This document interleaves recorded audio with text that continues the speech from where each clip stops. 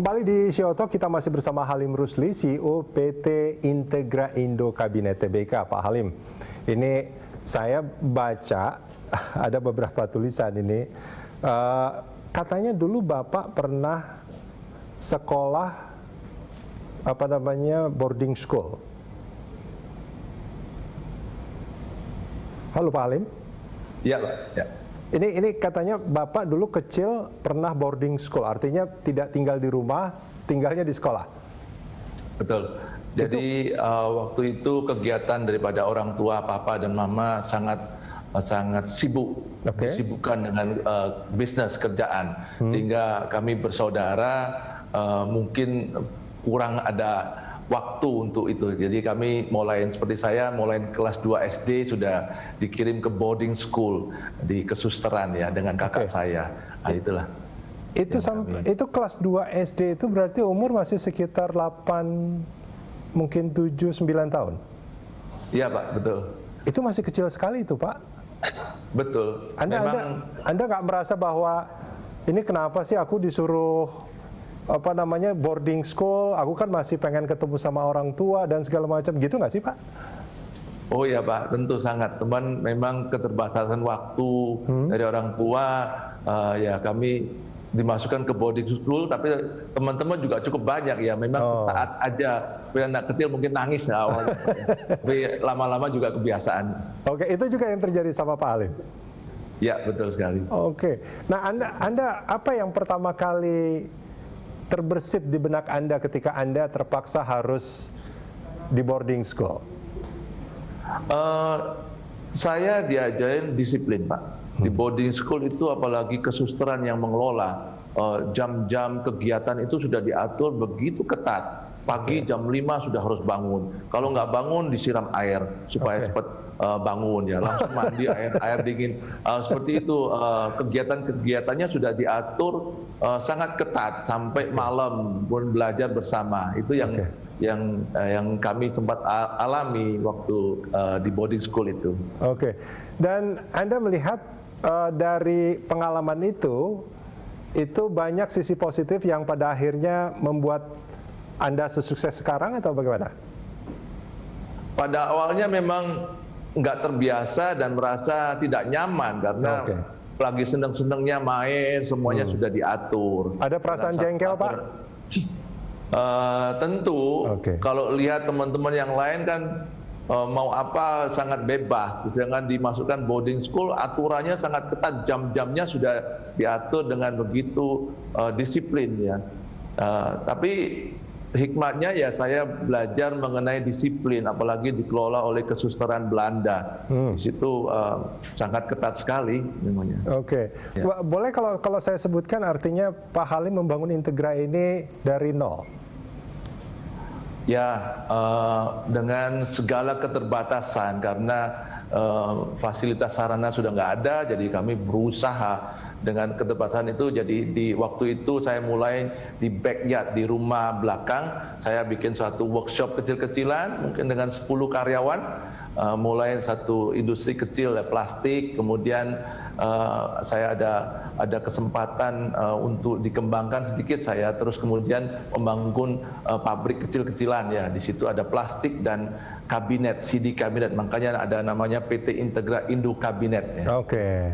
Masih dipertahankan Pak ya nama itunya. Betul. Oke. Ada historiknya. Nah, setelah berapa lama ini saya membayangkan membangun dari nol itu sulitnya luar biasa. Saya nggak bisa merasakan, tapi saya yakin susah.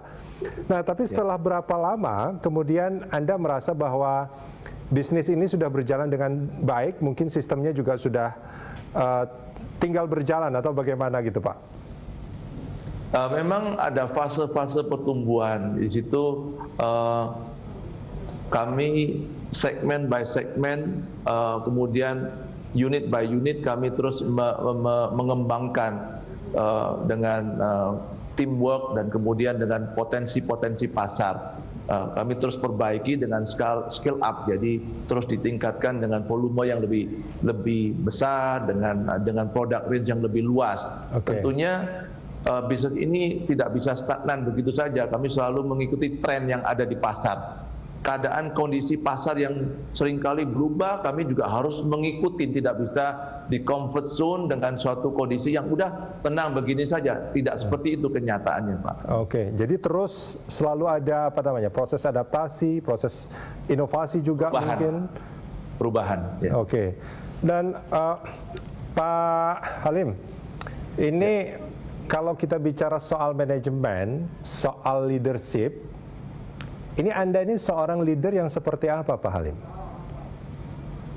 Saya hands on dan disiplin.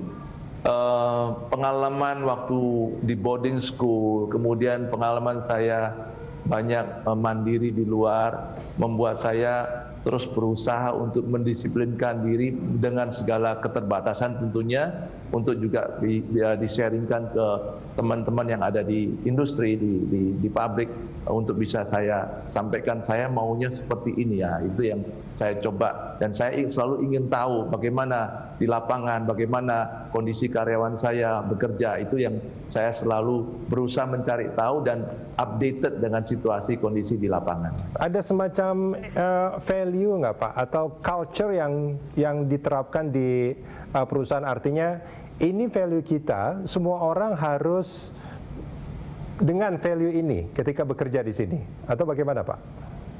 Tentu, Pak. Jadi dua hal, yaitu integritas. Jadi saya selalu mengajarkan ke mereka bahwa integritas ini sangat penting, tidak boleh karena sesuatu kebutuhan kemudian integriti ini diabaikan ataupun dikorbankan. Jadi kejujuran, kemudian honesty, itu yang saya selalu dengungkan. Seseorang boleh saja pandai, tetapi kalau tidak punya integritas itu value-nya tidak ada buat saya. Jadi meskipun tidak pandai, tetapi kalau mau belajar dengan suatu integritas pasti bisa maju.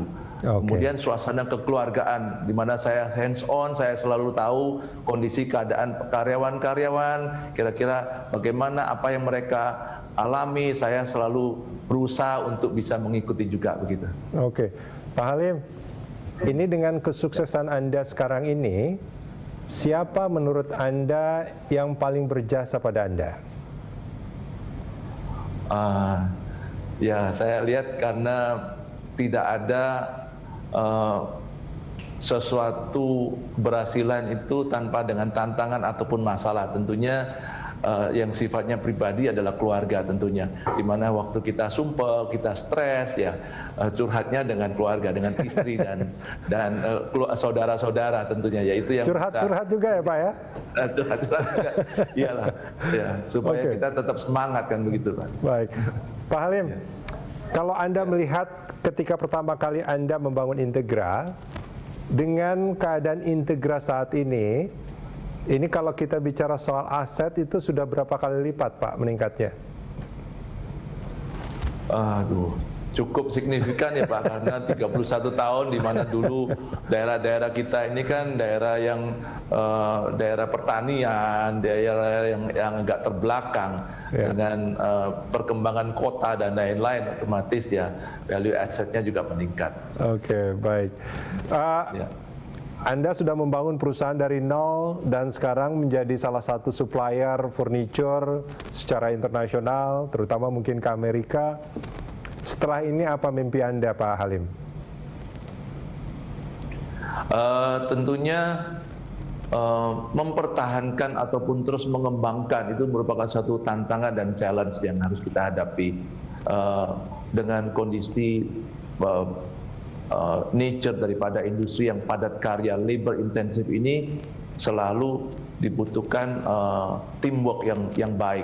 Tentunya saya bermimpi dan terus berusaha untuk bisa kaderisasi ke depan, baik itu family, internal family maupun dengan profesional, sehingga nanti tidak menjadi suatu bagian daripada sejarah pernah, tetapi terus berkelanjutan ke depan, consistently growing dan selalu eksis di furniture ini.